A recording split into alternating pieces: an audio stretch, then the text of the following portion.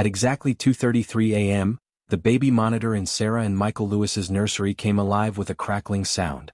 The blue light flickered and a man's deep, distorted voice whispered through the speaker. "I can see her, she's awake again." Sarah froze in bed. Michael, half asleep, turned over thinking he'd misheard. But then the voice continued, calm and taunting. "You shouldn't leave your window open." Sarah shot out of bed, her heart pounding so loudly she could barely breathe. She grabbed the monitor and saw their baby girl, Emma, standing in her crib, eyes wide, looking toward the camera. Behind her, the curtain swayed slightly even though the window was shut. The voice returned. "Such a pretty little girl?" Sarah screamed. Michael bolted up, ripped the monitor from her hands and unplugged it. But even after the monitor's screen went black, the voice didn't stop. It was now echoing faintly from the baby's room upstairs. Michael didn't think twice, he ran up the stairs barefoot. The hallway lights flickered as he reached for the nursery door handle. The house felt colder than it had seconds ago. He pushed the door open. Emma was in her crib, clutching her blanket, staring straight at the baby camera mounted above her crib. The lens was slowly turning, on its own, tracking Michael's every move. The voice spoke again, this time distorted and laughing. "Too late, Dad." Michael yanked the camera off the wall, ripping out the wires.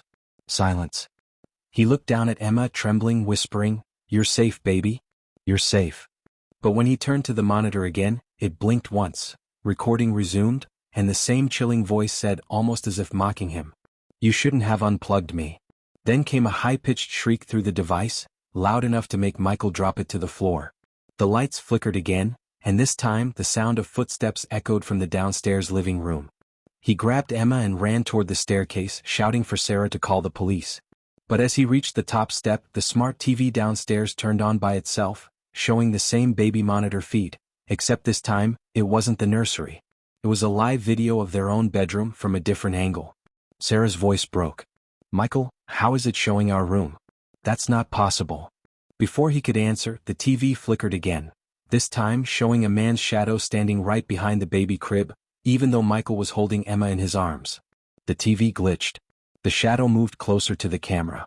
The distorted voice whispered, "You can't protect her forever." Sarah dropped the phone before she could dial 911. Michael's hands shook uncontrollably. The sound of a door creaking downstairs filled the house. They weren't alone. And then, the baby monitor came back on again by itself. The red recording light blinked. "It's 2:33 again," the voice said, laughing softly. The monitor's timer reset to 0. The police arrived 20 minutes later, but to Sarah and Michael, it felt like hours. By the time the flashing red and blue lights filled the quiet suburban street, the strange voice was gone. The baby monitor sat on the nursery floor, cracked from where Michael had dropped it. Still, its power light blinked faintly, as if the device refused to die. Officer Daniels, a calm but firm man in his 40s, walked through the house with his flashlight. "You're saying someone hacked your monitor? And, you heard a man's voice through it?" "Yes," Sarah stammered. "He talked to our daughter. He knew her name." Daniels frowned. "These things are Wi-Fi connected. It's possible someone got in remotely. Do you use a password?" Michael rubbed his forehead. "We never changed the default one. It was just easier to connect that way." The officer sighed. "That's probably how he got in. I've seen cases like this before, but this one sounds personal." Sarah held Emma tightly, her arms trembling. "But he said he could see us in our bedroom." "Oh, we only have one camera." Officer Daniels looked uneasy. He walked over to the smart TV that had shown the bedroom feed. "This TV's connected to the same Wi-Fi network, right?" Michael nodded. Daniels exhaled slowly. "Then whoever did this had full access to every connected device in your house. The monitor, the TV, maybe even your phones. Whoever it is, they weren't just watching. They were inside your network." The realization hit like a punch. Sarah covered her mouth, whispering, "Oh my God." Daniels told them to disconnect every smart device and left, promising to file a report. But even after the police car disappeared down the street, the house didn't feel safe. Michael double-checked every lock, sealed the windows and placed Emma's crib beside their bed. They tried to sleep, but every creak of the floor, every flicker of the hallway light made them jump. At 2:33 a.m., exactly the same time as before, Sarah's phone buzzed. She grabbed it, thinking it was a message from Officer Daniels, but the screen showed unknown number. The message read, "You moved her crib. Smart." Her blood ran cold. She showed the phone to Michael, who stared in disbelief. "This has to be someone from the neighborhood," he muttered. "Someone close enough to know our layout." He ran to the window and peeked outside. The quiet street looked normal, empty, dark, peaceful. But across the road, a porch light flicked on, then off again. Sarah whispered, "What if it's them?" Michael shook his head. "I'll handle this." He grabbed a flashlight and stepped outside despite her protests. The night air was heavy and still. He scanned the lawns, the mailboxes, the driveways. Nothing moved, until he noticed something on the edge of their lawn. A small, black device lay in the grass. It looked like a camera lens, a hidden one, pointed straight toward their house. Michael crouched, heart pounding, and reached for it. Suddenly the device blinked red, a light flashing once before dying completely. He picked it up and whispered, "Sarah?" He wasn't in the monitor. He turned the camera toward her. "It was out here." Before Sarah could respond, the baby monitor inside the bedroom turned itself back on. This time no voice came through, just a faint lullaby playing through static. A lullaby neither of them had ever heard before.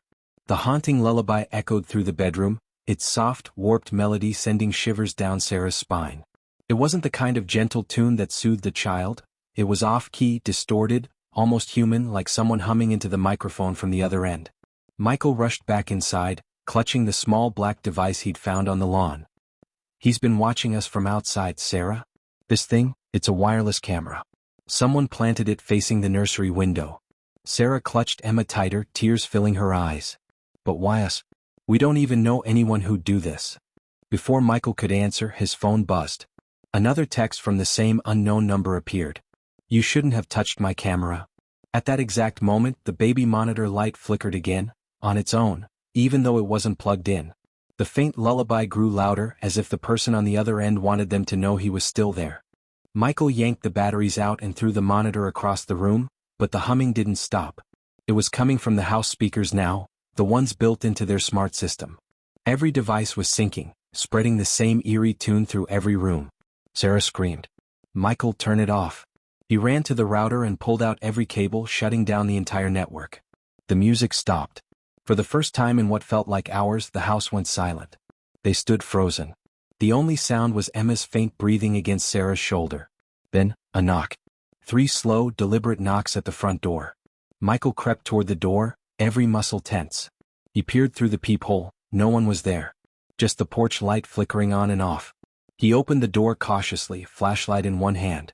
On the porch sat a baby monitor camera, identical to the one he had destroyed. A sticky note was attached to it. In jagged handwriting it read, "You forgot to check the basement." Michael's stomach dropped. He backed away, slamming the door shut. "He's inside," he whispered. "He has to be." Sarah clutched Emma and followed as Michael grabbed a baseball bat and headed toward the basement door. The air grew colder with each step. When he turned the knob, it creaked loudly, the smell of dust and dampness wafting up. They descended carefully. The single bulb hanging from the ceiling flickered weakly, casting long shadows across the concrete floor. Then they saw it. In the far corner, beneath an old sheet, stood a laptop connected to wires running up through the vent system. On its screen was a live feed, multiple camera views of their house. The kitchen, the nursery, their bedroom, even the backyard. Sarah gasped. "He's been watching us for weeks." Before Michael could respond, the laptop speakers crackled. That same distorted male voice spoke again, but this time it sounded closer, clearer. "You finally found me." Michael raised the bat. "Who are you?" he shouted. The voice laughed. "It doesn't matter. You let me in. You always leave your Wi-Fi open."